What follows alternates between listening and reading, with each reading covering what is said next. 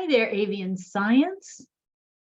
It looks like I picked another challenging one. It's not as hard as the snow leopard one, but it is a little challenging. I can see from the chat, only Daniel has apparently seen it, and he's got good eyes. Here's the lizard right there.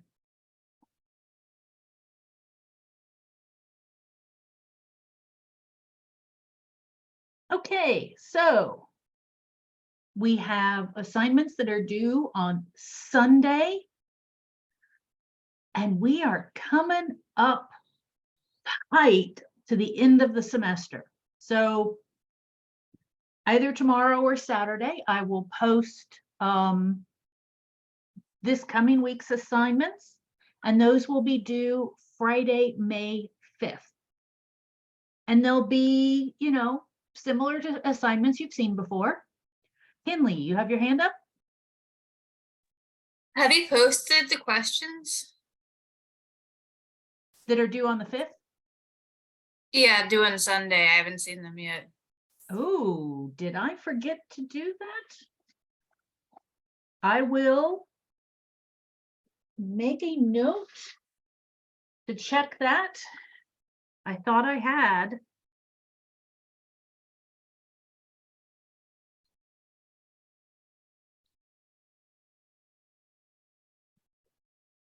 So I will check that, but I thought for sure I did post them. Okay, they might be there. Someone said they're there, but I haven't seen them, but I'll check again. Okay. All right. Where was I? Okay, yeah. So there's no big final. You've done the project. That's complete. So it's been great Palooza time for me, and I will be working hard over the next week on that. Okay, so we've been talking about wild birds, and we've talked about some of the problems that people have with wild birds. We've talked about woodpeckers. We've talked about birds that are eating your koi or the crops that you're growing for yourself. And now we're going to talk about nesting locations. So there are bird species that are pretty comfortable around people and will nest on or near or even inside of houses. So you can see this fledgling robin right here. There's the nest. There's the front porch light. Hanging baskets are very popular nesting sites, especially for things like wrens. You can have problems if you do not have covers over exhaust vents. So the exhaust vent from your dryer or from your kitchen stove exhaust, if you don't have a little flap that covers it that only opens when air is coming out, you're likely to get nests in there. It's a nice, safe, protected little cubby hole for the birds. Chimney swifts will get in your chimney if you do not have a chimney cap, and they are very loud as nestlings, and that sound will echo down your chimney, and they may even fall into the fireplace, which is certainly a concern. And even worse than that, nesting material can catch fire. So you have to make sure that your chimney gets cleaned if you don't have a chimney cap. And then there's the aggression issue. So birds can be very aggressive when they are protecting their nests. And this can range from an annoyance to something a little more serious. So mockingbirds are notorious for this, and they will make contact with your head, and they might give you a little scratch on the scalp. Mary Kate, go ahead. I have been attacked 3 times by mockingbirds. Same location? She made a nest in our tree that's right near our walkway and would not let us walk down the walkway without screaming at us. I've gotten hit in the back, I've gotten hit in the head, and she was not happy with me. I bet not. Yeah. For future reference, umbrellas, a Yeah, lot of birds will freak out at the sight of an umbrella because they're not used to it. that's good to know because I have to keep watching and making sure she doesn't build a nest near our walkway again. Mm-hmm. If she does, I have to take it down because she will legit dart at you and watch you. Oh, I believe it. Absolutely. It's the scariest thing. It's a bird this big. Yeah, but her nails hurt. And her, Yeah, they do. her They ribs do. hurt. Daniel, go ahead. Don't magpies also go after people and try to stop them from going into like their areas? Yeah, magpies will do that as well. There aren't any native magpies in New England. But if you're in a part of the world that has them, then yeah, that's something to consider as well.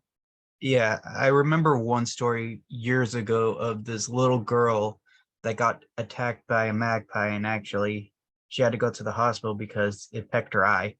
Oh, that's bad. Yeah. Yeah. I believe it was in Australia that it happened in. Yeah, that sounds right. Australian magpies, I'm pretty sure are more aggressive than the ones that we have in the Western US. They And have magpie season. Magpie season?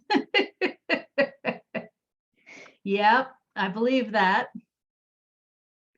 And of course, Canada geese. Lots of people are terrified of Canada geese because they will come at you. And they're big birds and they sound really aggressive. They can give you a bruise. They can bite, but their bills are rounded, so they're not really going to be able to tear open your skin very much. But they can hit you pretty hard. The best things to do, avoid the nesting area if possible. And remember, nesting season is relatively short. Most of the time, the problem will only last for a few weeks, maybe a month. Now, legally, you are not allowed to move an active bird nest. What does this mean? If the birds have started building a nest, but have not laid eggs, you can destroy the nest. That is allowed. If there's an egg in the nest, then it's protected. And this is really tricky because the window of opportunity there is very, very short. Some species of birds will build a nest in one day and the next morning it'll have an egg in it. So you really got to keep an eye on places you know they might nest. And as soon as you see signs that they're nesting, stop it. In the case of the mockingbird tree, during breeding season, you can put strips of mylar, mylar balloons, those cheap aluminum pie pans, and hang that stuff in the tree, and that will discourage them, but you got to keep moving things around. You can't just put it up and hope it will last for the rest of the time you live there. It won't. A nest. I had a photo of one. I think it was a nest or what was a nest. I'm not sure. I was going to ask you if you could, if I sent it to you, you could see if it was. It looked like it, but I'm not positive. Mm-hmm. Yeah, you can always send me a picture if you've got one. Yeah, no, I was just like, oh, it looks like it was going to be, it looks like it was a big nest too. I wasn't sure if it was a nest, but okay, cool. Mm-hmm. Yep, Jessica, the best thing to do is just wait. One of the things to think about, if the bird has built the nest on your front door wreath, which those are usually going to be wrens, maybe, yeah, mostly wrens, or in a hanging basket, just, they did that while you were coming and going. So they know that there are lots of people around. So just, minimize the disturbance to be polite and enjoy the show. I know people are often nervous about looking at birds' nests, but if you just take a peek, once a day, once every couple of days, if the birds have built a nest near enough to your house that you can take a peek, it'll be okay. You'll be fine. And you can enjoy it.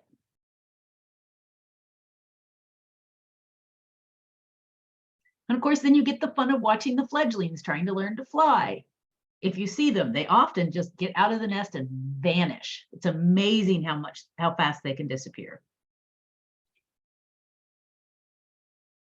Because they're learning to fly. So those are problems that birds tend to cause for people. Now we're going to go to the other direction. Problems that people cause for birds. And I'm going to get right off the bat and start talking about pesticides. So when I say pesticides, I'm talking about insecticides, herbicides, rodenticides, anything with "cide" at the end, that CIDE at the end tells you that it's killing something. And so these chemicals are used sometimes inside the house, sometimes outside the house, sometimes on the lawn. And these chemicals can end up getting into the food chain.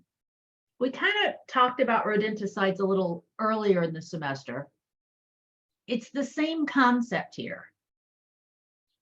The insects that get exposed to the insecticide aren't doing as well. They're slower, they're easier to catch. So the birds can catch them and eat them, and then the insecticide is in the bird. Hang on a second. The leaf blowers are active again. I've got to close the window.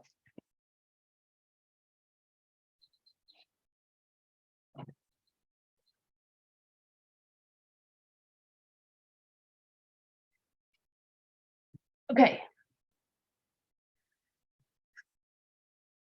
No matter what people tell you, there is no pesticide or herbicide that is 100% safe for people, pets, or wildlife. Pest control companies, lawn care companies will tell you that they have something that is 100% safe. They don't. They're just trying to make the sale. And they'll tell you, well, a lot of times the people who are coming door to door and talking to you about it or answering the phone don't even know how dangerous it is. And certainly the people who are applying these products to your lawn don't know how dangerous these can be. Pesticides that are used in farming and in lawn care have already been linked to several neurological conditions. So this is, the big one is Parkinson's. So repeated exposure can increase the likelihood that you'll develop Parkinson's in old age. So it's something to really be aware of. And when we talk about insecticides, it's kind of a double whammy. They get into the food chain and get into the birds, and they also reduce the food supply for birds. Insects are in major declines around the world. Birds are in major declines around the world. Okay, I see somebody has their hand up. Kinley, go ahead. Yeah, I don't want to cut you off, but Parkinson's, you mean Parkinson's disease like in humans? Yes. Oh, wow. Yeah. That's awful. Yes. There's also some suggestion of a link with cancer. The study was done actually in dogs, but they found that dogs that lived in households where there were routine applications of pesticides on the lawn have cancer at a higher rate than dogs who don't get exposed to the pesticides.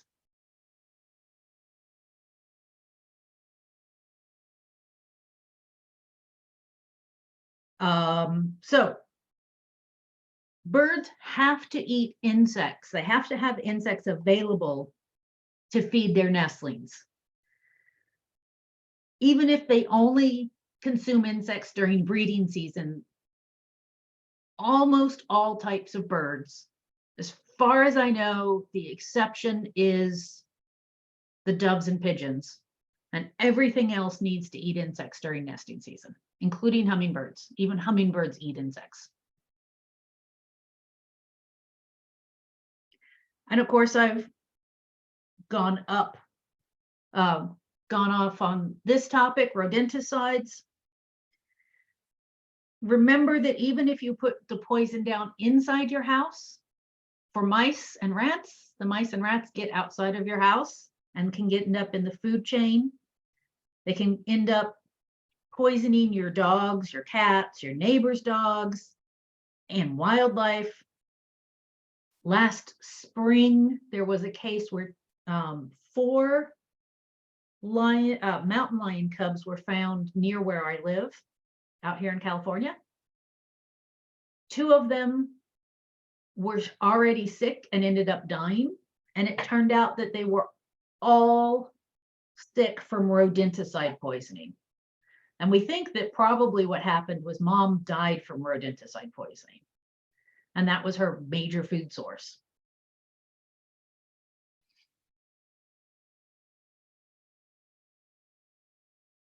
Then we have windows. Up to 1 billion birds die every year due to window strikes. About half of these are during migration, and they're hitting the large towers that people build in big cities. But half of them are just regular household windows. Birds don't understand windows. Oftentimes they will see their reflection in the window, or they'll see a reflection of the environment behind them. And they just think that they can fly through that space and into the trees that they see, which are just a reflection. If you have a bird who hits your window, you can put them in a box and put them in a quiet, dark space and give them a chance to recover. Now, it's tricky to decide whether to take them to rehab or release them if they appear that they've recovered, because some of them will seem to recover and then end up dying later. They're getting a concussion. Just like people, you can have these problems with concussions, but you don't know. And I don't know that taking them to a wildlife rehabber and having them in captivity increases their survival rate. As far as I can tell, it's about the same. So there are things that you can do. One of them are these UV stickers. So these are what I use. I use ultraviolet stickers on my windows. They are actually almost invisible. So this picture, you can see these leaf shapes. I don't know who decided to put a poison ivy leaf, but you know, okay, whatever. You can see them really It's so you know how to identify it when you're in the woods.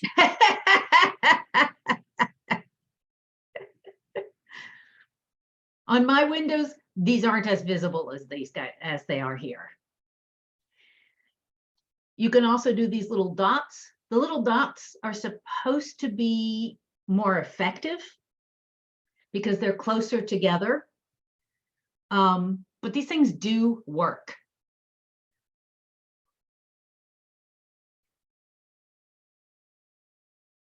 Other things that you can do, you can have exterior screens on the window.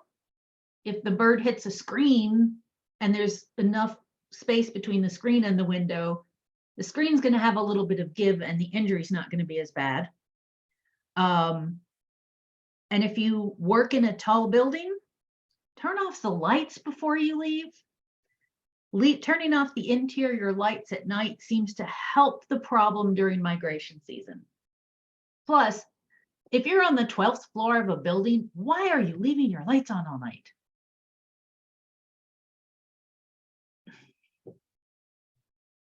You could save on your electric bill.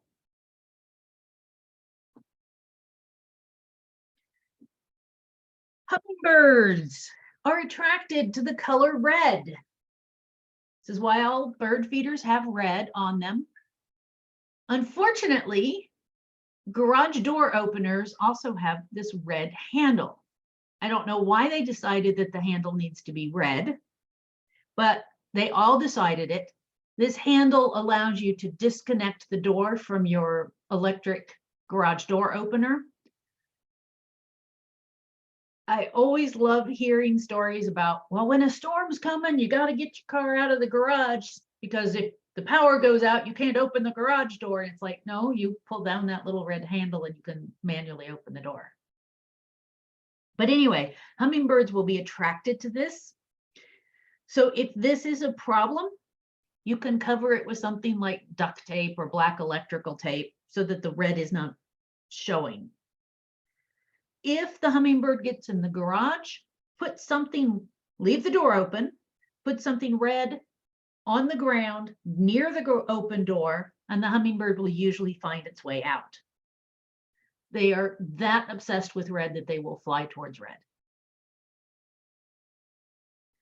Birds in chimneys, chimney caps really helps prevent that. Other birds can end up in chimneys too. I was in an apartment once where a pigeon came down the chimney. There was supposed to be a chimney cap on it, but apparently it got damaged and the pigeon found its way in. And getting the pigeon out of the chimney, because it was sitting on top of the damper, which is a thing that you open and close depending on whether you've got a fire going or not.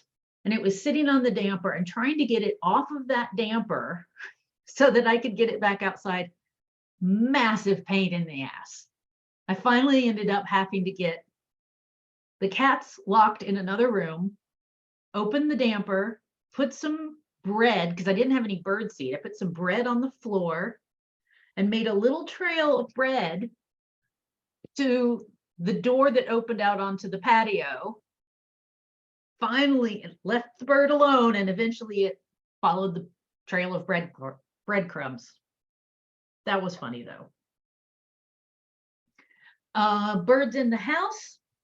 If birds get inside the house, you want to close blinds, close toilet lids, open the exterior doors, and just give them time to get out. You don't have to go chasing them around. If there's an open door that they can go out, they'll figure it out. If they see a window, they might get confused about the window, which is why I say close the blinds.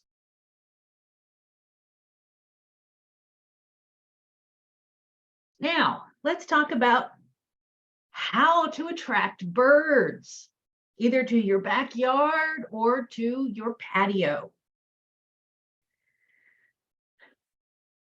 There is a little controversy, or a couple of little controversies over this, but not much of one.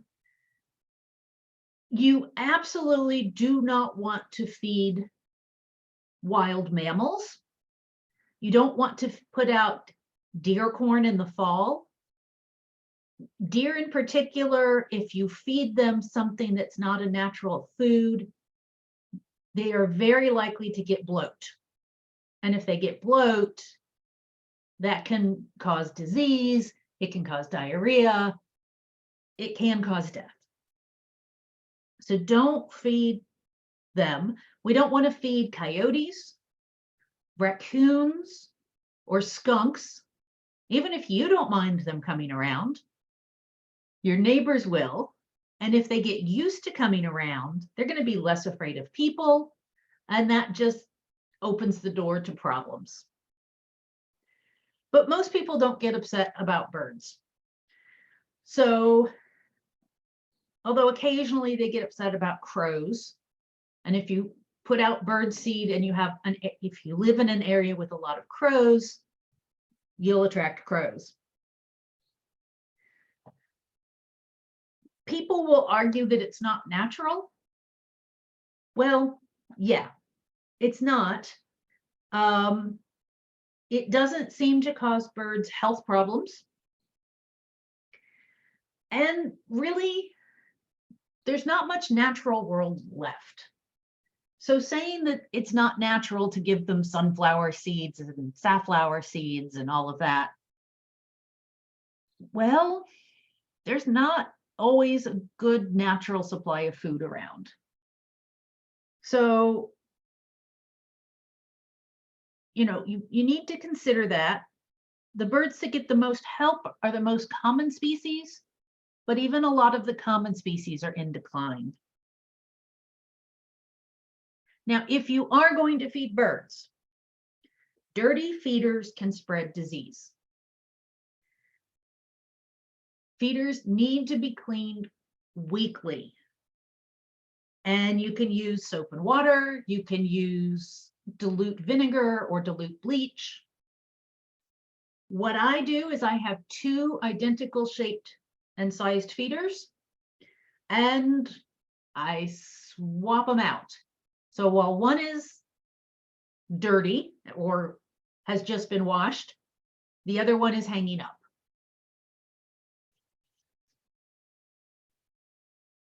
You can also have problems that you're bringing a lot of birds into a small area, and they're going to be interacting with each other more. This can cause diseases to spread.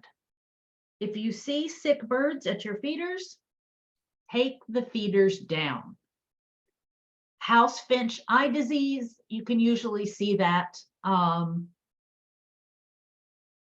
You can't always see all of the illnesses, but a bird that is acting abnormal, feathers fluffed up, not looking around bright-eyed, yeah, take the feeders down for a couple of weeks.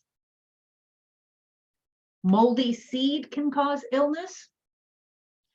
Again, you can test a bag of seed using the same wet paper towel test that we talked about when we talked about nutrition. If the seeds don't sprout in a couple of days, they're bad. Throw them in the trash. They're not nutritious. They're not good for anything except attracting rats.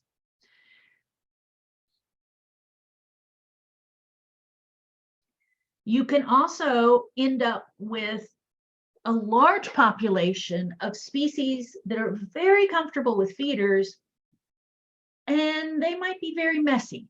So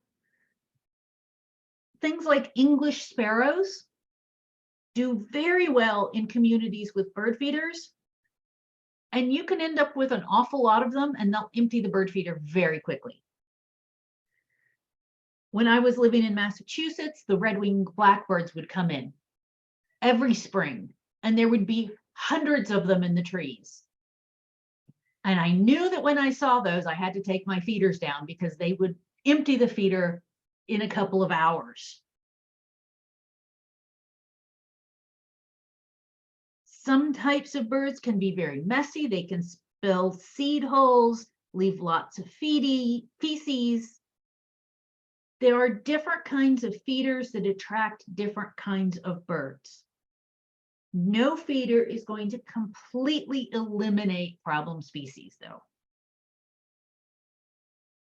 And here are some of the problem species. Bird feeders will attract things that are not birds. We all know about squirrels. Well, squirrels hate hot, food. So, hot pepper, powders, sauces, whatever. You can mix that in with your seed. You can buy seed with it mixed in. This sometimes works. Birds don't care about hot spicy, they're fine. But the last time I tried hot spicy food, it was highly entertaining. Here comes the squirrel onto the bird feeder, munch, munch, munch, munch, munch. Mouth starts burning, runs over to the bird bath, drink, drink, drink, drink, drink, comes back to the bird feeder. Yeah, that was not a good solution. Raccoons will empty a bird feeder overnight. So if you notice a bird feeder that's emptied at night, you might want to fill the feeder in the morning. And if it's a serious problem, bring the feeders in at night. Raccoons carry a couple of diseases that people can catch that can be really nasty for humans. So you don't really want to be actively attracting raccoons. Feeders and stored seeds will attract mice and rats. I have a metal miniature trash can with a tight-fitting lid so that the mice and rats can't get into my seed supply. In places where there are lots of bears, yeah, when they first come out of hibernation in the spring, they will be hungry, and your bird feeder is a great supply of food. And a fed bear is a dead bear. You're creating a nuisance bear problem if you let them eat at your feeders. I've seen photos of deer eating out of bird feeders. You can see on the image here, skunks will eat birdseed. Skunks are usually nocturnal, but if they've got babies, they'll be out during the day trying to find enough food for them.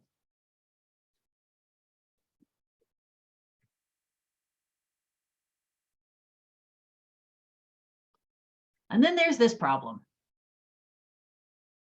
In the United States, we estimate that domestic cats kill around 2.5 billion birds every year. It's not just feral cats that kill birds. Your well-fed house cat that you let outside will also do it. So if you let your cat outside, first off, I strongly recommend you reconsider. It's not good for the cat. It's not good for the local wildlife. If there's a large, loose running cat population in your neighborhood, you should reconsider feeding birds, because some of that is attracting birds that will then be fed to the neighborhood cats. We're pretty lucky, well, pretty lucky where I am. Where I live, it's extremely unsafe for cats to be outside. So we don't have a lot of loose running cats because they tend not to live very long, which is good for my cats because loose running cats coming around to the windows can piss off your house cats. Not great for the individual cats though. Cars or predators? I'm sorry? What's dangerous for the cats, cars or predators? We actually have both near where I live. We've got a very busy road on one side, and we've got the Santa Monica Mountains on the other side. And in the Santa Monica Mountains, coyotes, bobcat, mountain lions. Any of the, and not to mention great horned owls and a wide variety of hawks, all of which can take a house cat.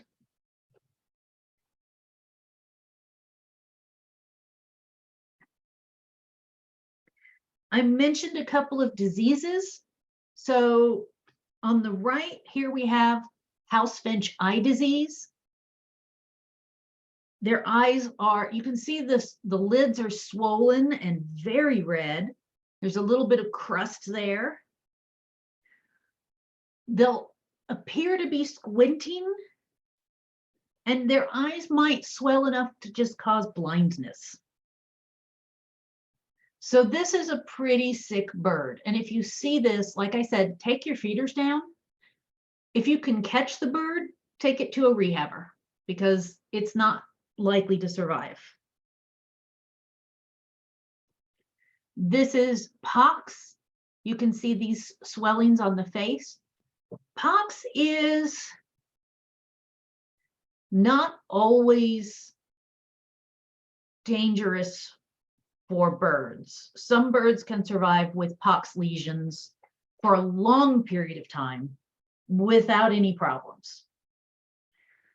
But you don't want it to spread because this will infect other birds and they may be more vulnerable to the pox virus.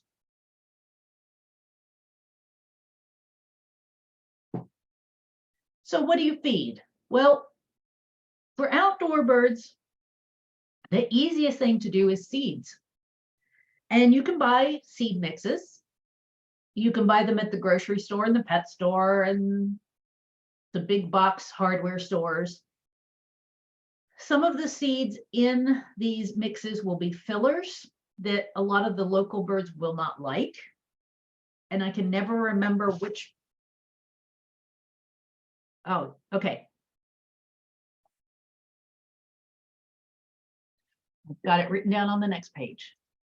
So the seeds that most wild birds will avoid would be golden or red millet. Those are two different types of millet.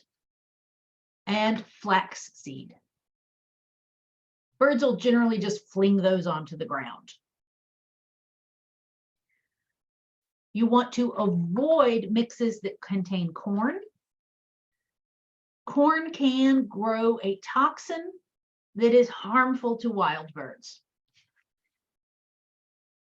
And if you don't like the seed holes,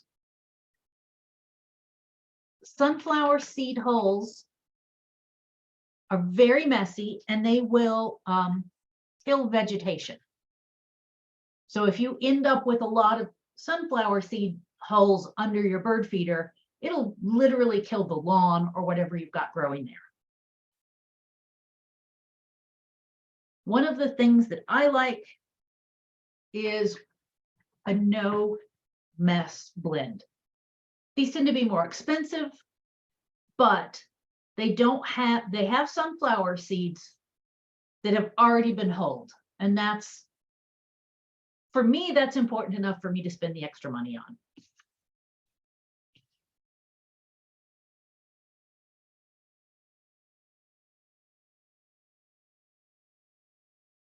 And squirrels, of course, love sunflower seeds. Ronit, go ahead.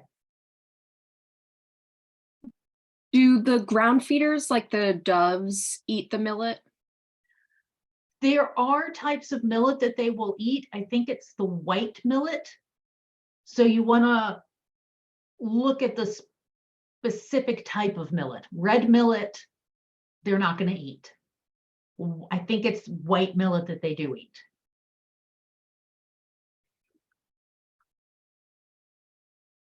What about suet? Ah, this stuff? Oh, I did it again.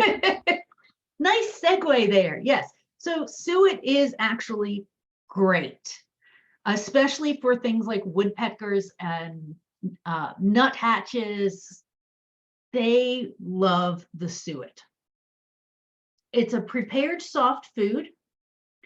You can buy it. You can make your own. This is a woodpecker feeder that's designed for pre-made suet blocks. You slide the suet block in there. The woodpeckers can get at it. Importantly, it's very hard for squirrels or crows to get at. You can also take a chunk of log and drill relatively large holes on the side and use suet plugs. And there's spreadable suet called bark butter that you can spread onto all kinds of surfaces. Bark butter will stain, however, so you want to be aware of that. And of course, you don't have to buy suet. You can make homemade suet. 1 part peanut butter. Just regular peanut butter, nothing fancy, regular peanut butter. 1 part Crisco. Again, you want regular Crisco. Don't get low-fat versions of these or low-calorie versions of these. 2 parts cornmeal.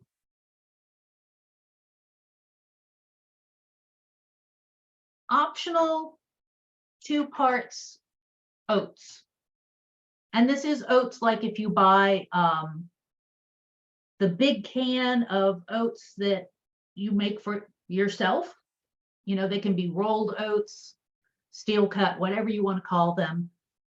Don't buy the flavored versions of uncooked oatmeal for the birds. You want just regular oats. You melt Right. the crisp. Can you, oh. Go for it, Anna. Okay. I was gonna ask about the peanut butter. I know for like dogs, peanut butter with sweeteners is very bad. I don't know if it's the same with birds and if it should be like natural peanut butter. Yeah, you should avoid artificial sweeteners. If it's sweetened with sugar, that's okay, but you should avoid the artificial sweeteners, yes. The xylitol stuff. Yep. Yeah, Um, xylitol is toxic to some animals.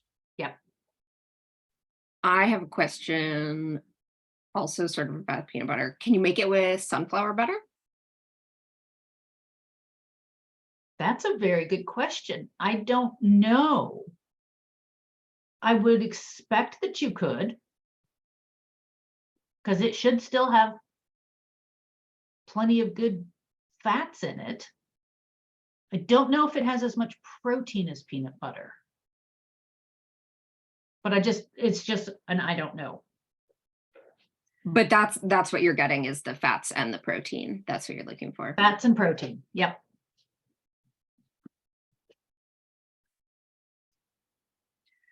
So you melt the peanut butter to Crisco, you add the dry parts. When I use feeders like this guy here that are designed for the blocks, you can then pour your homemade suet into Tupperware that's designed for sandwiches. And it comes out almost the perfect size to fit into those feeders. This is a goldfinch feeder. Goldfinch is like a type of seed called Niger. That's it with an N. Few other birds will eat Niger. So if you're putting out Niger, you're mostly going to get goldfinches. But it is messy. These are small seeds. They do have holes, and the holes can really pile up under the feeder. Not really a good solution for that problem. You can't buy freehold Niger because the seeds are too small.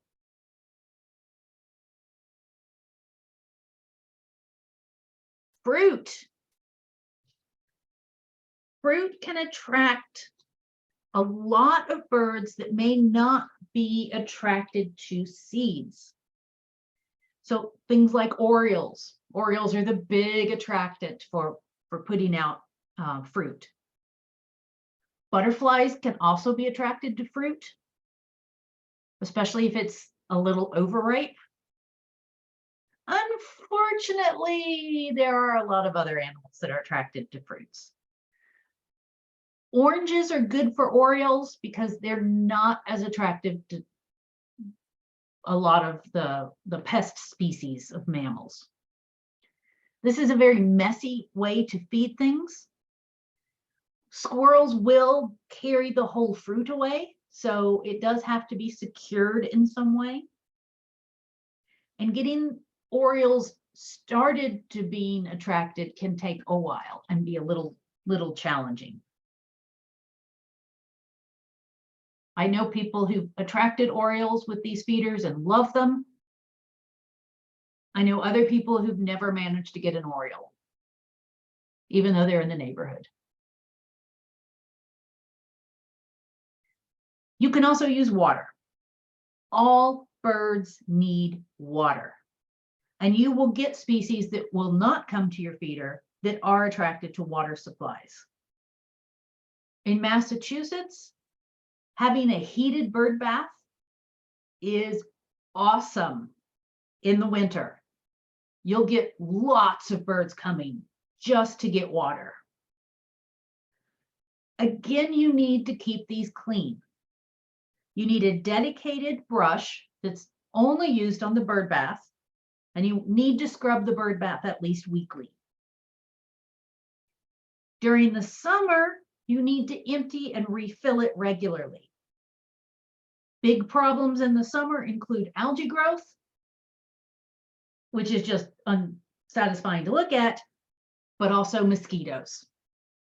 And if you don't empty it every couple of days during the peak mosquito season, you're going to get mosquito larvae.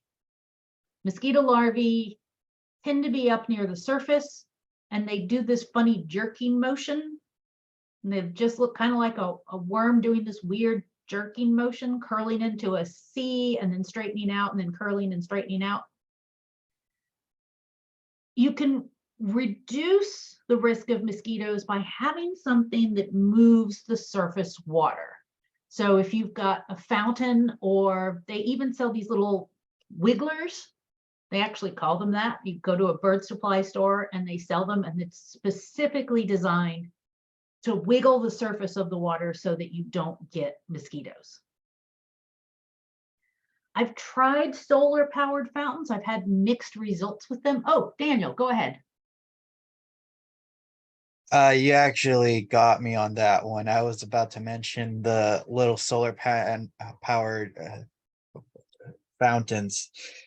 I heard that they do also help even with like algae as well. Yeah, they can help a little bit with the algae as well. I don't know how well they do in New England. Out here in Southern California, they last about a year, and then the sunlight damages them. They quit working. I don't know why.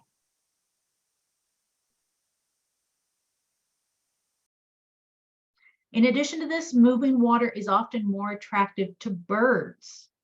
So I've had fountains that produce, solar powered fountains that produce a little bit of a spray.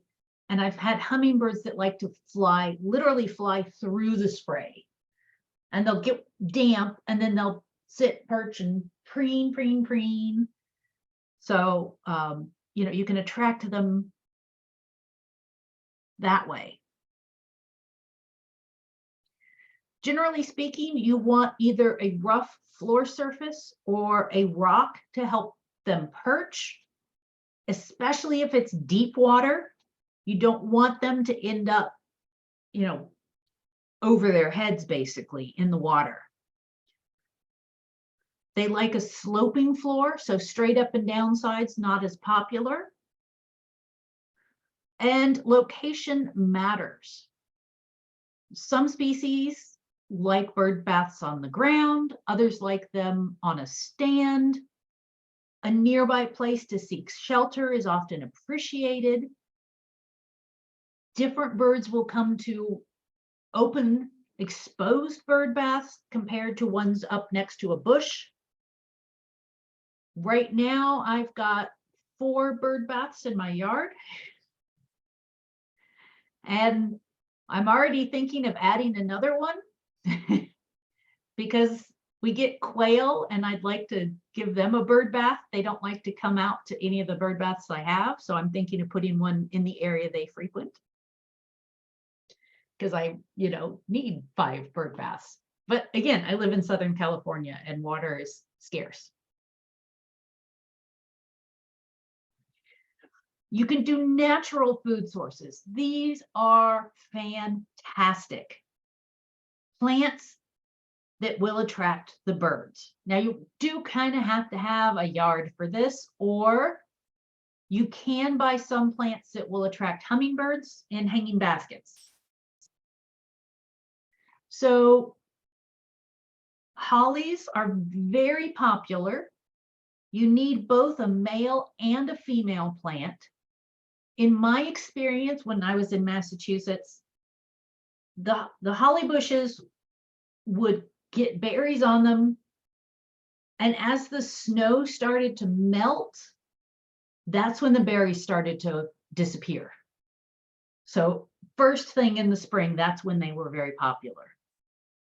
There are some plants in the viburnum group.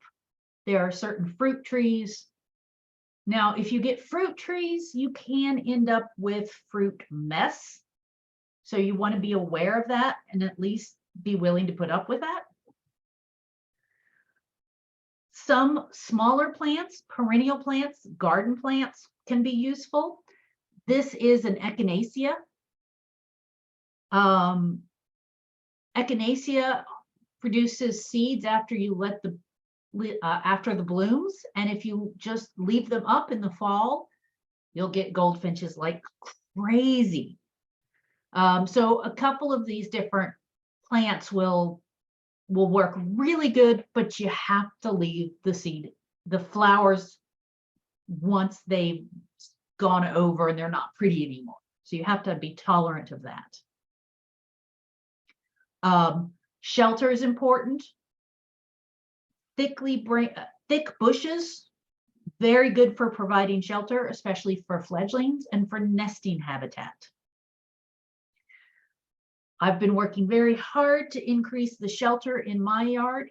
We did a massive renovation in my front yard, put in a whole bunch of native species. And we did that a year and a half ago. This year is the first year we've had quail consistently in our yard, and they're all in the front yard. We haven't done the backyard yet, but that's coming. I can't wait to do the backyard and add even more good bird habitat, especially for quail. I love quail. They're so cute. And then, of course, hummingbirds. You can attract hummingbirds pretty much anywhere.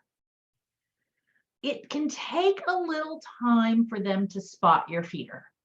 But once they spot your feeder, you'll get regular visitors. You don't need to buy fancy hummingbird solution. Make it yourself. 1 part sugar or 1/4 cup of sugar, 4 parts water or 1 cup of water. Microwave it for 2 minutes. Let it come to a boil. Stir it up really good, and then let it cool. That's it. Easy to make. You want to make sure you're using white sugar. Regular old, go to the store, buy the bag that says sugar on the front. Do not use sugar substitutes. Things like stevia and monk fruit don't have enough calories. Daniel, go ahead. What about as an attractant? Could like old soda work as well for them, or no? No. There's a lot of stuff in soda that's not going to be good for the hummingbirds. You can store this in the refrigerator. I know people who have been feeding hummingbirds for years in parts of the South who make a gallon at a time and just stick the gallon jug in the refrigerator, bring it out, warm up just enough to fill the feeder, warm it up. I mean, let it get to room temperature. These are my favorite shaped hummingbird feeders because they are so easy to clean. The red part and the bottom part come apart.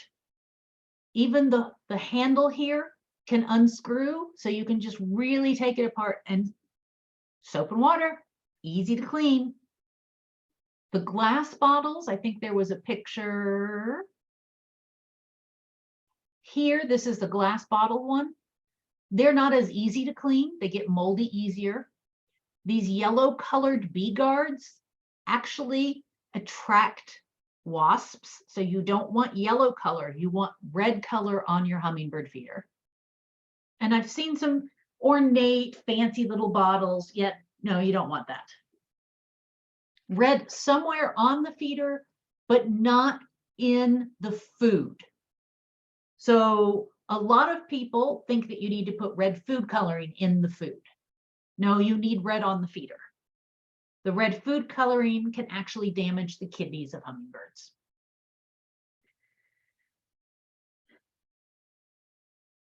Bee guards do work, but they need to be red.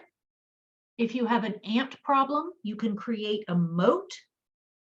Some feeders come with one. You can purchase them. You can make them. A moat is generally, this type of feeder comes with a moat. So there's an area in here that's not open to the bottom, and you can fill this area with water, and that's going to stop ants right there. I've also used bottle caps. You drill a little hole in the center so that you can run whatever you're hanging the hummingbird feeder from through there. Seal it with silicone or super glue, and then use that to fill it with water. Sugar water grows bacteria, so you have to change them frequently, especially during warm weather. Hummingbirds also like red flowers, especially tubular shaped flowers. So you can grow things like fuchsias, preferably with red on them, although they'll come to any kind of fuchsia. Go to a garden center, look around. See if there are hummingbirds coming and feeding from hanging baskets. That's going to be what you're going to want. Hummingbirds are migratory in New England. 99% of the hummingbirds you'll get in New England are ruby-throated hummingbirds. They generally start to arrive in April, so you want to put them out in April before you expect to see them, because you'll get some stragglers coming through. And if they get used to coming to your feeder, you're more likely to get them coming back the next year.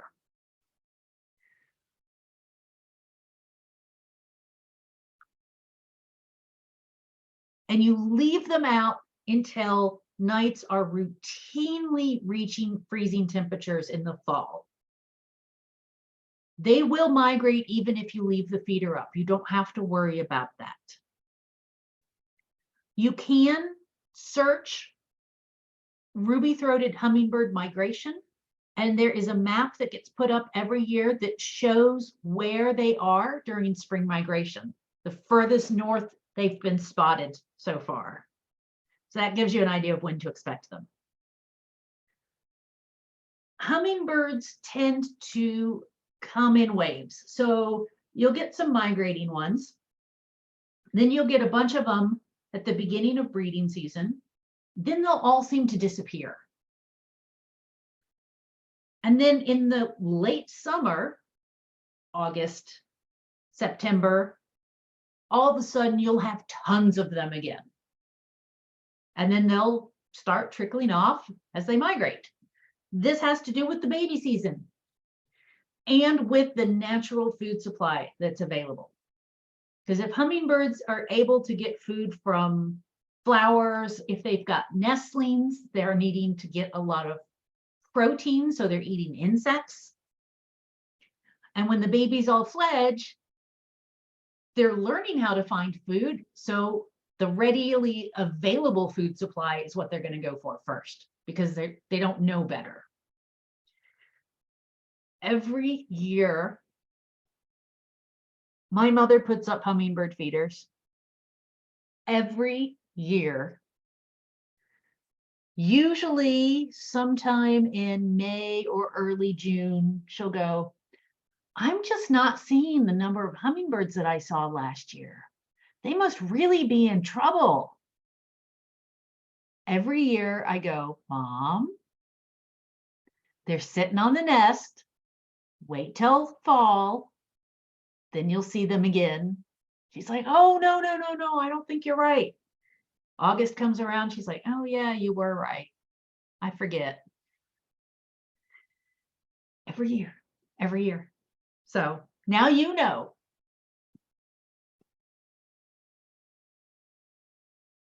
Okay. So that's kind of attracting birds. You can put up a hummingbird feeder anywhere and get hummingbirds. Now I want to talk about invasive species. So we're really getting the whole diversity of wild bird topics here at the end of the semester. All right. The term invasive. In science, it has a specific meaning. Lots of people use it inappropriately. In order to be considered scientifically an invasive species, not native and aggressive. And when I say, well, let me back that one up. They're usually aggressive in terms of coming to feeders and pestering other birds. They have to establish a breeding population. Usually, we only use this term when we talk about a species that is having a negative impact on native species.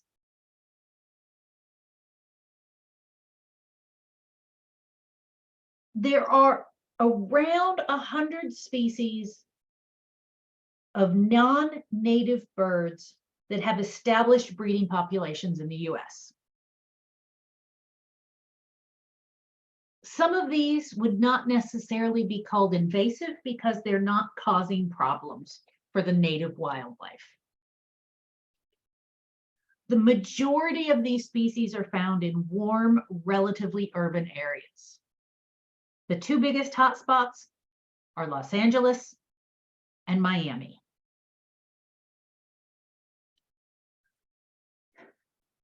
We're going to talk about a few of these species. We're going to tell you some stories about them. This is the European starling. Do I have a story about the European starling?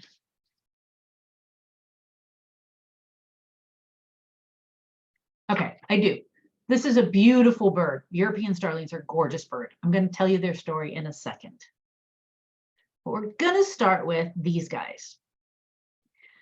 This is probably one of the birds that you see the most. These are called house sparrows or English sparrows. These birds are strongly adapted to be near humans in both urban and rural settings. They were originally from the Middle East. And as agriculture developed and people started taking agriculture and spreading it around. So one of the major centers for the beginning of agriculture was the Middle East.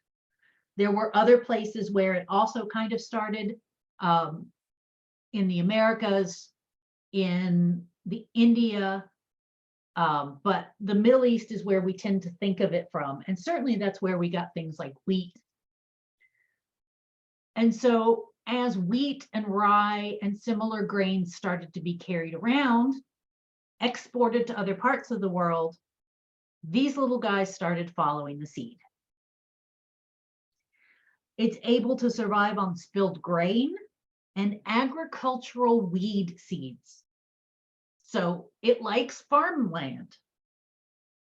It also will come right up to your bird feeder.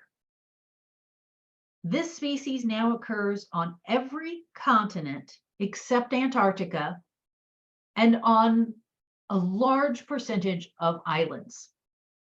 So it's pretty much now a worldwide species. House sparrows can even adapt to living at least part-time indoors.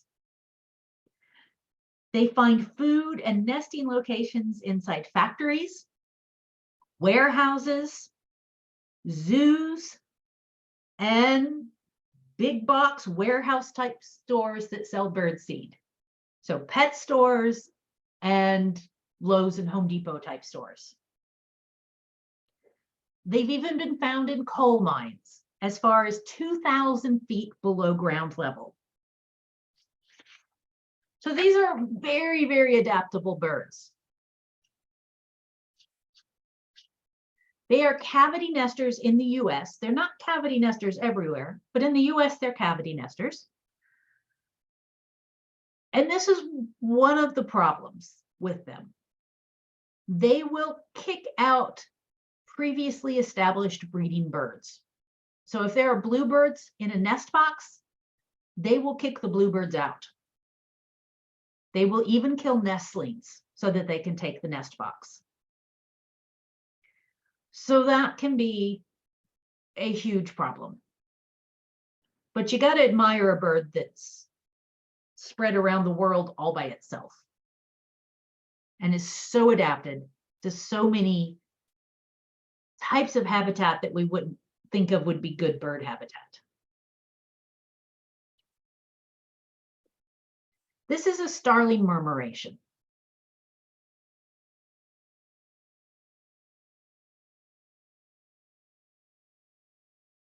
If you've never seen one of these or never seen a video of one of these, spend some time on Google. They are amazing to watch. Now, you may have heard a story that starlings came to the US because one guy released them in Central Park. It was a great little story. Unfortunately, it's not true. They like to try to blame Shakespeare. Well, they blame somebody who was releasing all the birds of Shakespeare into Central Park, yes. And there's no evidence that the guy actually did it, though. And there's strong evidence that starlings were released in multiple places across the US at various times. And they were already established before Eugene Schiefelman got the blame for them. The starling population in the US is somewhere between 50 and 200 million. There are around 330 some million people in America. So there are almost as many starlings as there are people. Starlings cause an estimated $800 million in crop damage every year. And just like the English sparrows, they compete with native birds for nesting sites. These large flocks can also interfere with air traffic. So you need to make sure that you don't have a murmuration going on before you take off from the airport. You don't want to fly through one of these. The European starling is on the list of the world's 100 most invasive species, which is a tragedy because they're pretty. If you raise a starling or you find an injured one, you can keep it. They're not protected in the US. We all know about this guy, right? We've talked about them. Our rock pigeons or rock doves. Originally, these were native to Europe and North Africa. They were domesticated somewhere between 5,000 and 10,000 years ago.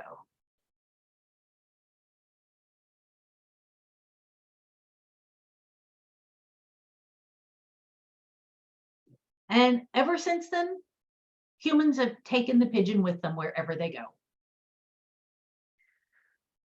Again, this is a worldwide invasive that can be found pretty much everywhere except Antarctica. They're very comfortable around people, especially because most of the ones that you see nowadays are descended from domestic birds. So they have genetic changes that allowed them to thrive as a domestic species. And so their descendants now are pretty comfortable around people. Rock doves or rock pigeons don't seem to be causing major environmental problems, but it's hard to tell because they pretty much spread around the world at the same time humans did.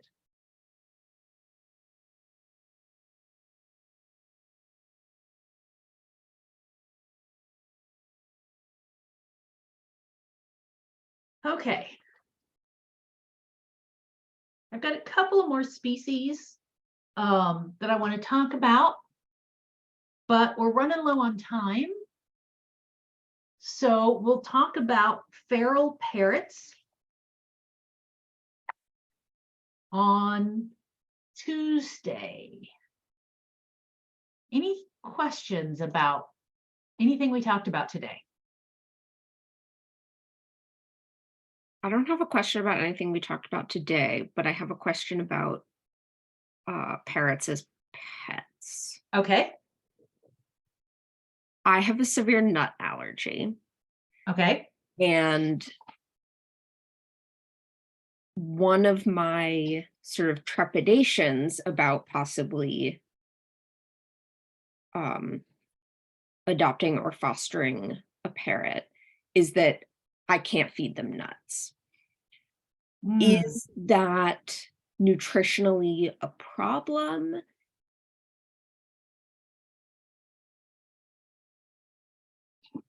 I would say for some of the species, yes. Macaws in particular, I would be concerned about. Mhm. I would not be concerned about conures. I think you can provide them a good diet without nuts. I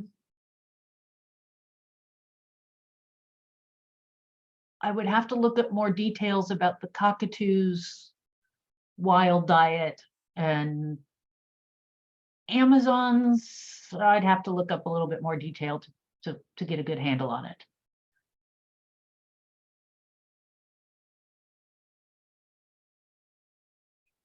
So I will look up nut-free parrots and let you know next time. Thank you. You're welcome. Any other questions?